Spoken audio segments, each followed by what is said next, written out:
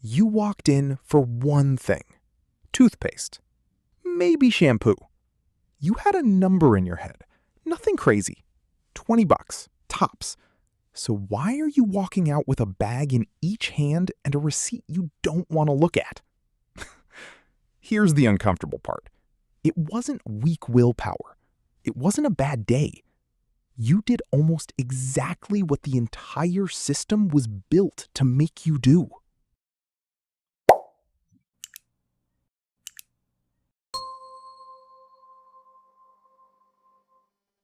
Almost everyone does this. You set a budget in your head, and then reality comes in 30, 40, sometimes 100% higher. And we always explain it the same way. I have no self-control. I'm just bad with money. But that explanation is doing a lot of heavy lifting. Because if millions of careful, intelligent people all lose the same fight in the same place over and over, maybe it isn't millions of personal failures.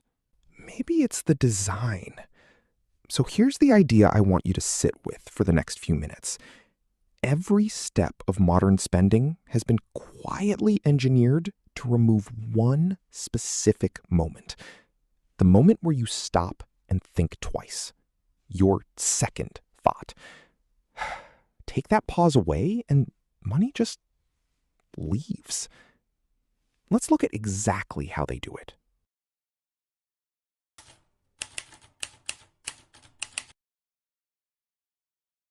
Start with the strangest one.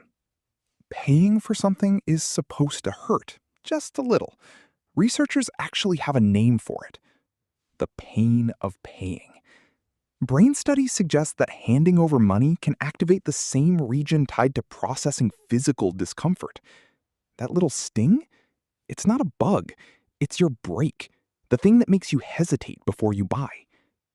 Now watch what we've done to that brake. Cash hurts the most.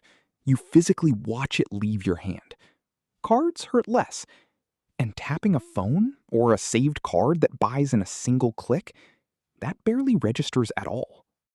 And this isn't a hunch. In one well-known experiment out of MIT, people were willing to pay dramatically more for the exact same item when they used a credit card instead of cash. In some cases, close to double. Same product, same person. The only thing that changed was how little it hurt to pay. So every time a checkout gets smoother, tap to pay, one click, buy now with a glance, a little more of your brake gets sanded away. The friction that used to make you hesitate is gone. And hesitating was the entire point. Second force, the deal that isn't a deal. Your brain is surprisingly bad at knowing what things should cost, so it does something lazy but powerful. It grabs the first number it sees and quietly uses that as the reference point for everything after. Psychologists call this anchoring. This is why a tag that says was 200, now 120 works so well. That first number, 200, you were never going to pay it. It might not even be a real price. But once it's in your head, 120 stops feeling like spending. It starts to feel like saving, like you're $80 ahead. Think about how strange that is. You walked in owning 0 of these. You walk out owning 1 minus $120. And somehow it feels like you won. That's the whole trick. Sale signs, compare at tags, the expensive option placed right next to the one they actually want you to buy, they're all just tools for setting an anchor. And the second spending gets rebranded as saving, your second thought never even shows up. Why would you hesitate? You're being smart. Third, the bill gets sent to a version of you who isn't here yet. We're wired to feel the present far more loudly than the future. A reward you can have right now feels vivid, real, almost warm. A cost you'll pay later feels blurry and abstract, like it's happening to someone else. Economists call this present bias, and it's running the show at every checkout. The pleasure of the thing? That's now. The dent in your budget? That's future you's problem. And future you isn't standing in the store to argue their case. This is exactly what Buy Now, Pay Later is built on. Split it into 4 easy payments. Nothing really leaves today. The cost gets pushed just far enough into the future that your present self shrugs and says yes. And every yes is one more second thought that never got a chance to happen.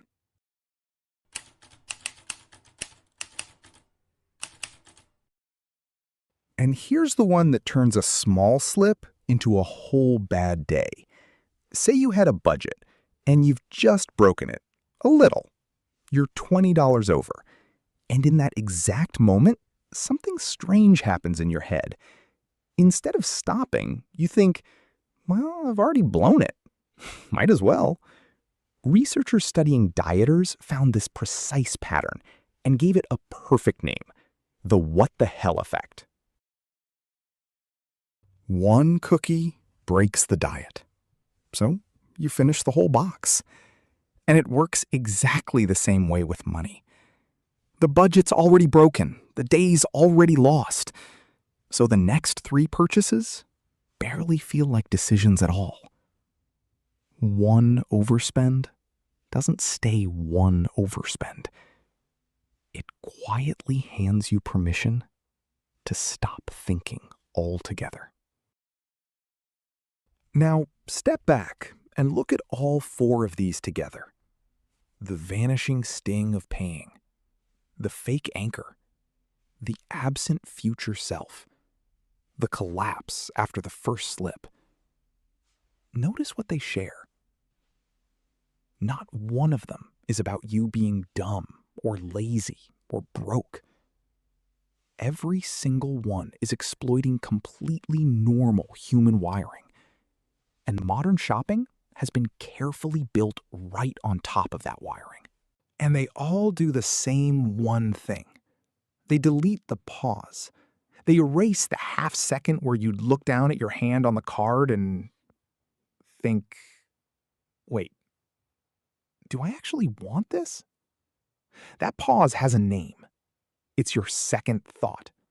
And almost everything about how we spend today is designed to make sure you never quite have it. Because here's what all of this really comes down to. The system isn't exactly trying to make you spend more. It's trying to make you act without thinking. Everything else just follows from that. So your job was never to have superhuman willpower. It's much smaller than that. It's just to put the pause back, to give yourself the half second the design keeps trying to take. That's all a second thought really is. And it turns out it might be the most valuable thing you can carry into a store. If that changed how you'll look at your next checkout, this whole channel is about noticing the invisible stuff steering your decisions. So go ahead and subscribe. Next time, we get into why a single red sale sign can hijack your judgment before you've even read the price. I'm glad you thought twice with me. See you in the next one.